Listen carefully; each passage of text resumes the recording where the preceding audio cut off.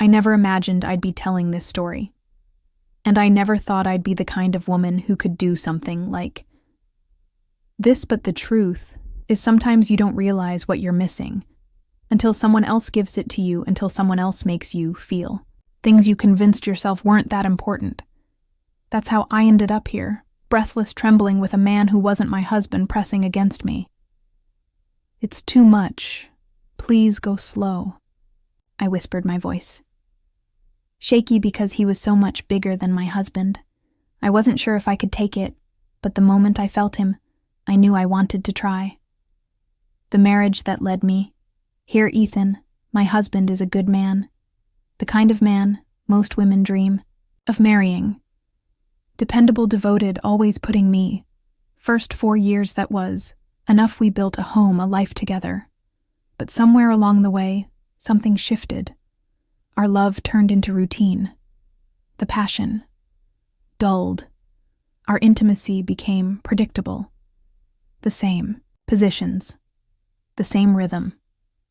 The same quiet understanding that neither of us was fully satisfied, but too comfortable to change it. I never thought about being unfaithful. Never even let the idea cross my mind.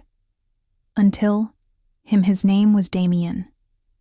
He worked with Ethan. Tall, self-assured, the kind of man who carried himself like he knew exactly what he was capable of. I noticed him from the moment we met, the way his gaze lingered just a second too long, the way his voice dropped slightly when he said, "My name, the way." He always stood just a little too close. The way his fingers would brush against my skin. When my husband wasn't looking, I told myself it was harmless, that it was nothing. But deep down I liked the attention, and over time the tension between us became impossible. Twenure. The stolen glances, the lingering touches, the smirk he gave me when he caught me blushing. It was wrong. I knew it was wrong, but I didn't stop it. And then one night, I didn't stop him. The night I gave in. Ethan was out of town for work. 3 days. 3 nights. And on the very first night, Damon texted me drinks. I knew exactly what that meant. I knew what would happen if I sighed. Yes, but I didn't say no. An hour later, he was at my door. The second I let him inside, it knew there was no turning back. The air between us was thick, charged with something dangerous, something inevitable. I didn't even have the chance to overthink, because the moment the door shut behind him, Damien had me pin against it, his lips crashing into mine, and I let him. God help me. I let him. Heck, he said me like he had been starving form, like he had been waiting for this. As long as I had, his hands were rough, his body burning against mine. By the time we reached the bedroom, I was already trembling, desperate.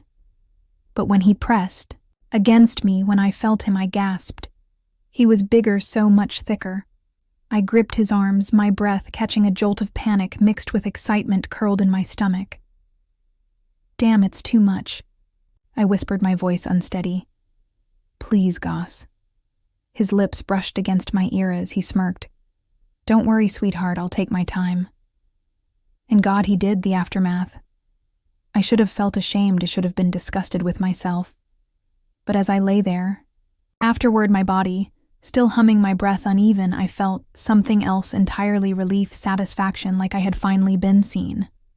Like I had finally been wanted the way I had always craved. Damien traced fingers along my thigh, watching me with that same smug smirk. "You okay?" I let out a breathless laugh. "I don't think I can walk." He chuckled. "I'll take that as a compliment." And the worst part, I knew. This wouldn't be the last time. Because now that I had felt what it was like to be truly satisfied, I didn't know if I could ever go back. The guilt that came years later. For years I buried the memory. Convinced myself it was just a mistake, that it didn't mean anything. After all, Ethan never found out. Our marriage stayed intact. Life moved on, but late at night, when Ethan was asleep beside me, I couldn't stop thinking about him. Every time my husband touched me, I remembered Damien's hands. Every time Ethan moved inside me, I felt the difference.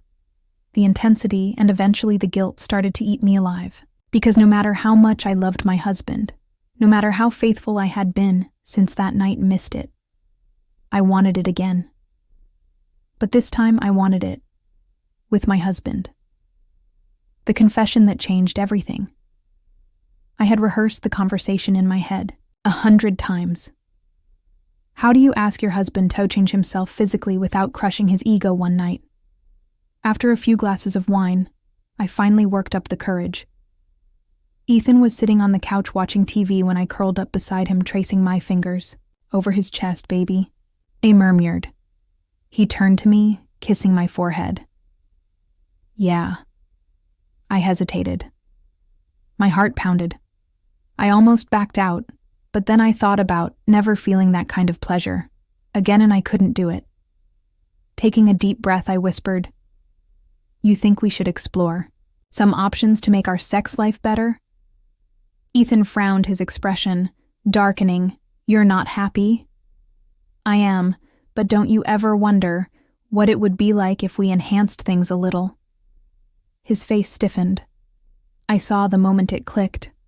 "Are you saying you want me to get surgery?" He swallowed hard. "Not surgery exactly.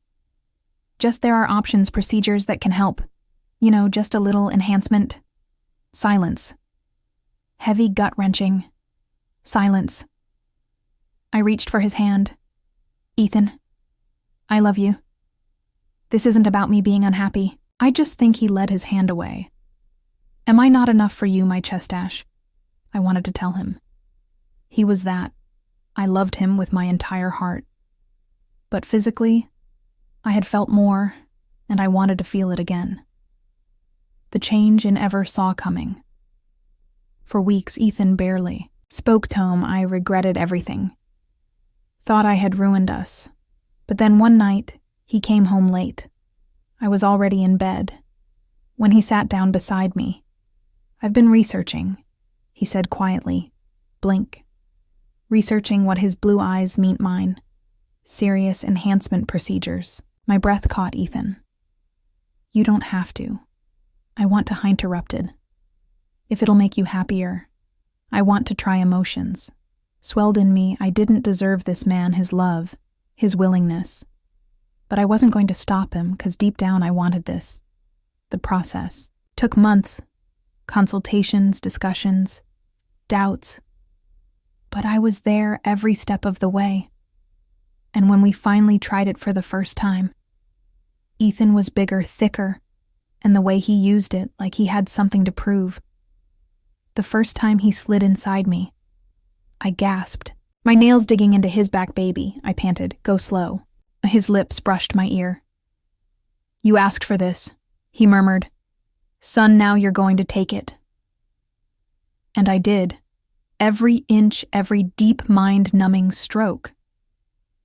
By the time we were done, I was shaking, breathless, completely wrecked. Ethan grinned down at me, tracing lazy circles on my stomach. "So?" hesked smugly. I couldn't even speak. I just pulled him down and kissed him. Because for the first time in years, I wasn't thinking about Damien. I wasn't comparing, and I knew I would never need anyone else again.